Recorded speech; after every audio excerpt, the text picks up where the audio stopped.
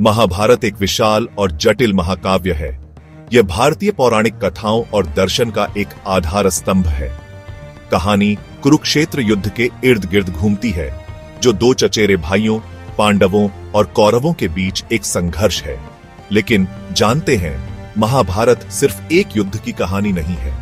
यह धर्म, कर्म और मोक्ष के जटिल विषयों में तल्लीन है। इसकी कथा में कालातीत शिक्षाएं और गहन ज्ञान बुने गए हैं। महाभारत का प्रभाव भारतीय उपमहाद्वीप से कहीं आगे तक फैला हुआ है।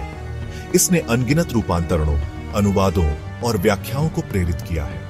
महाकाव्य के पात्र जैसे अर्जुन, द्रौपदी और कृष्ण घर घर में जाने जाते हैं। उनकी कहानियां नैतिक दुविधाएं और जीवन के सबक देती हैं।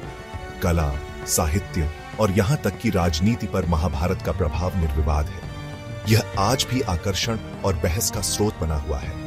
महाकाव्य की स्थायी शक्ति इसकी सार्वभौमिकता में निहित है। प्रेम, हानि, विश्वासघात और मोचन के इसके विषय संस्कृतियों और समय अवधि में गूंजते हैं। महाभारत हमें याद दिलाता है कि अच्छाई और बुराई के बीच की लड़ाई कालातीत है। यह लड़ाई हमारे भीतर और हमारे आसपास चल रही है। महाकाव्य हमें ज्ञान प्राप्त करने की शिक्षा देता है और विपरीत परिस्थितियों में धार्मिकता के लिए प्रयास करने का आग्रह करता है। महाभारत हमें मानव स्वभाव की जटिलताओं पर विचार करने के लिए आमंत्रित करता है। यह हमें अपने स्वयं के विश्वासों और मूल्यों पर सवाल उठाने के लिए प्रोत्साहित करता है। यह महाकाव्य केवल एक कहानी नहीं है, यह मानवीय स्थिति को दर्शाने वाला एक दर्पण है। यह जीवन की चुनौतियों से निपटने और ब्रह्मांड में अपने स्थान को समझने के लिए एक कालातीत मार्गदर्शक है। महाभारत अक्सर खजानों की अवधारणा से जुड़ा होता है। हालांकि यह सोने, जवाहरात और खोए हुए शहरों की छवियों को ध्यान में ला सकता है, महाकाव्य के असली खजाने भौतिक दायरे से बहुत आगे तक फैले हुए हैं। महाभारत मानता है कि असली धन ज्ञान, धार्मिकता और आत्म साक्षात्कार में निहित है। महाकाव्य शक्तिशाली हथियारों और दिव्य कलाकृतियों की कहानियों से परिपूर्ण है। ये वस्तुएं अक्सर गहरे सत्य और नैतिक पाठों का प्रतीक होती हैं। उदाहरण के लिए, अर्जुन का दिव्य हथियार गांडीव न केवल शारीरिक शक्ति का प्रतिनिधित्व करता है, बल्कि केंद्रित क्रिया और दिव्य मार्गदर्शन की शक्ति का भी प्रतिनिधित्व करता है। इसी प्रकार पांडवों द्वारा जीता गया दिव्य शहर इंद्रप्रस्थ धार्मिक आचरण और कुशल शासन के पुरस्कारों का प्रतीक है। हालांकि महाभारत भौतिक संपत्ति के प्रति लगाव के खिलाफ भी चेतावनी देता है। महाकाव्य इस बात पर जोर देता है कि सच्चा सुख वैराग्य, निस्वार्थता और धर्म के अनुसार जीने से आता है। राजा याति की कहानी, जो अनंत यौवन के लिए तरसते थे, एक अनुस्मारक के रूप में कार्य करती है कि सांसारिक सुखों की खोज दुख और मोहभंग का कारण बन सकती है। महाभारत के खजाने बहुआयामी हैं। उनमें न केवल भौतिक वस्तुएं शामिल हैं, बल्कि ज्ञान, करुणा और सत्यनिष्ठा जैसे अमूर्त गुण भी शामिल हैं। महाकाव्य हमें सिखाता है कि असली धन इन आंतरिक गुणों को विकसित करने में निहित है। आत्म सुधार के लिए प्रयास करके और धर्म द्वारा निर्देशित जीवन जीकर हम अपने भीतर और अपने आसपास की दुनिया में सबसे बड़े खजानों को अनलॉक कर सकते हैं।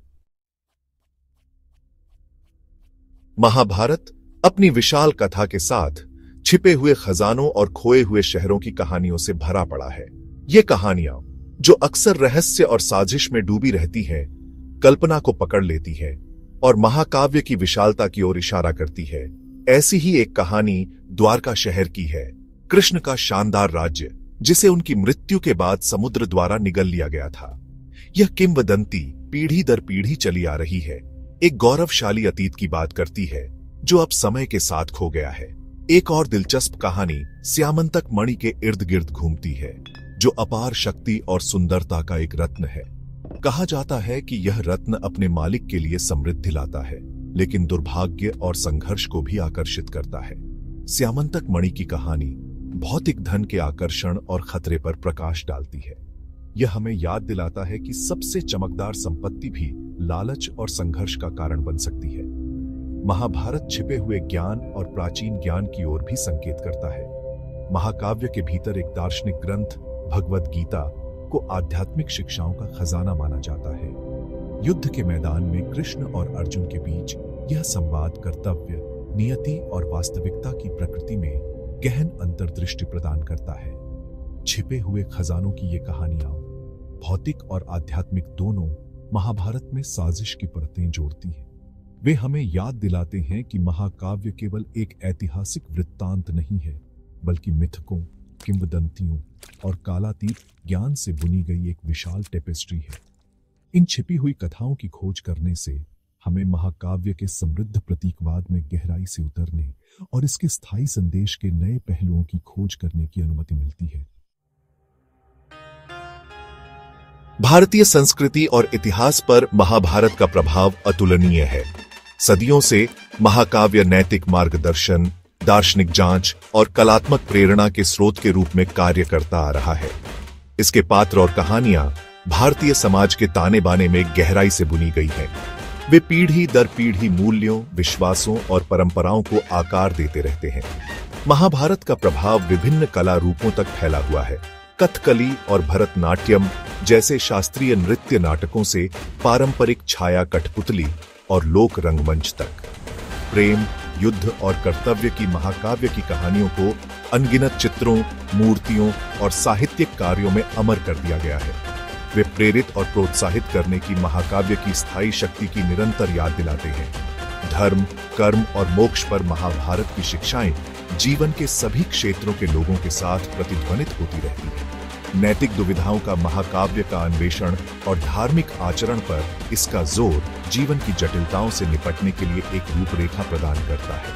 आशा, लचीलापन और बुराई पर अच्छाई की अंतिम विजय का संदेश सांत्वना और प्रेरणा प्रदान करता रहता है। महाभारत की विरासत भारत तक ही सीमित नहीं है। कर्तव्य, नियति और मानवीय स्थिति के विषय भौगोलिक सीमाओं को पार करते हैं। महाकाव्य का कई भाषाओं में अनुवाद किया गया है और विभिन्न संस्कृतियों के लिए रूपांतरित किया गया है। यह दुनिया के विभिन्न कोनों में नैतिकता, न्याय और जीवन के अर्थ पर चर्चा और बहस को जन्म देता रहता है। महाभारत कहानी कहने की शक्ति के प्रमाण के रूप में खड़ा है।